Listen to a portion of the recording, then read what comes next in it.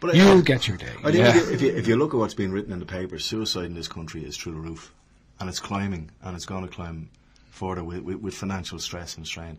Divorces are up, separations are up, so it's all very relevant to the society we live in today.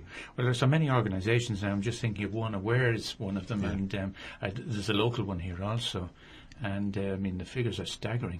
Well, that was something. Now, again, we didn't choose to do it on this film, but I did say it to Derek. I said, perhaps we could have put a contact number, of one of these agencies, particularly in relation to suicide. Somewhere on the end credits, but again, you can't just put everybody on it. I think in fairness to that, Pat is right. The way the film is structured at the moment, it's geared towards a festival. It's geared towards a mainstream audience. I think, somewhere in the future, if it could be picked up as some kind of educational tool, even that it was going to be shown in schools or it was going to be shown within community organisations, that's where you have the ideal opportunity then to marry it with some kind of organisation or a variety of organisations that could benefit from the message that's in the film. Well, you got a great job of acting from the two young kids. Also, I thought they were so innocent, and came across as being so innocent. Well, my daughter's not innocent, I can tell you that. She's the smartest 9-year-old I've ever met. But she actually doesn't. She doesn't like me acting. I do a lot of stage acting, apart from doing film acting as well, and I tend to rehearse scripts at home. And she has no time for it whatsoever. But she jumped into this role because our cousin was in it, Sarah McGrain, and the two of them had a ball. The two of them had a ball. I mean, the most important thing was we didn't, within the actual script, we didn't have anything that was too demanding for them. We didn't push them to a level where we wanted them to do something that we didn't think they were capable of doing. We just kept everything nice and simple, and we kept the whole atmosphere on set friendly. I mean, everyone knew each other because we were working solidly for a period of 3 days together. So everyone was comfortable with each other. So what we gave the girls to do, we knew visually what we needed, so we just gave them something simple. And then really, I think it's fair to say that it's the editing in the film as well. Absolutely. That really does, bring on the performance of the girls, because you just put them in at precise moments and it just makes the film, different. But no, they were fantastic. For two girls who'd never acted on screen, they were absolutely marvellous. Yeah. Now, you were talking about distribution and it means going to festivals. If somebody, member of the public, would like to see it, is there any kind of new technology way of seeing this?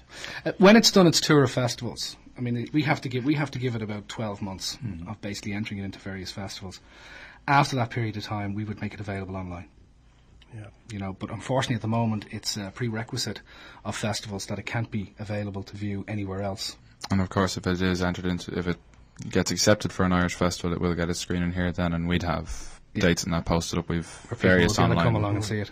Okay. But we have high hopes. I mean, we didn't just make the film just to sort of say put it on the festival circuit and then when it runs out of steam stick it online. I think there's longevity in this film because as I pointed out to you there a few minutes ago, I would really love to see if we could get some kind of organisation, associated with the film that we could actually get it a wider audience. I mean, put it on tour, make copies available to various organisations, to see if they can benefit from showing this film to people.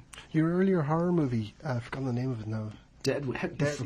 Yes, I apologise. Deadweed. What's happened to it? What's happened to it? We've dug a big hole in the bog of Allengarvan and we've buried the files. No, Deadweed's been butchered. It's been butchered. What we're doing is we're actually recutting it, and we're going to try and put in some special effects that we weren't able to do originally. And then when that's complete, we're going to put it online. The full version. The director's cut. The director's cut. Officially, the longest post-production period of a short film known to man. I just, there was a lot of rushing involved when we actually made that film. It was made for a bit of fun. It wasn't a serious film. I mean, it's a short horror film. Well, we set out to make it intentionally to put in a lot of dramatic elements into it to make it stand above others. But then once we'd finished doing Dreamers, it was like, well, we're after getting our dramatic side out here, so let's turn this back into a schlocky horror fest. So I suppose next up is a romantic comedy then, is it? Well, actually, you could probably say that. I'd say over Derek's dead body. Not at the moment. I don't know. I just have a lot of things I want to express. Derek's on the allergic screen. to comedy. The next film. We're actually just about to shoot a real short one that Niall is going to direct, and Pat again stars in, and Niall is even starring in it. Mr. Ego over here. Mm-hmm. That's writing. I'm doing the soundtrack as well, and I'm editing it. Writing, directing, and starring in it. And it's been shot in my gaff. And that's called Sam, and it's basically a 5-minute film about two Irish gangsters, father and son gangsters. And one has been sent to assassinate the other. That's basically it.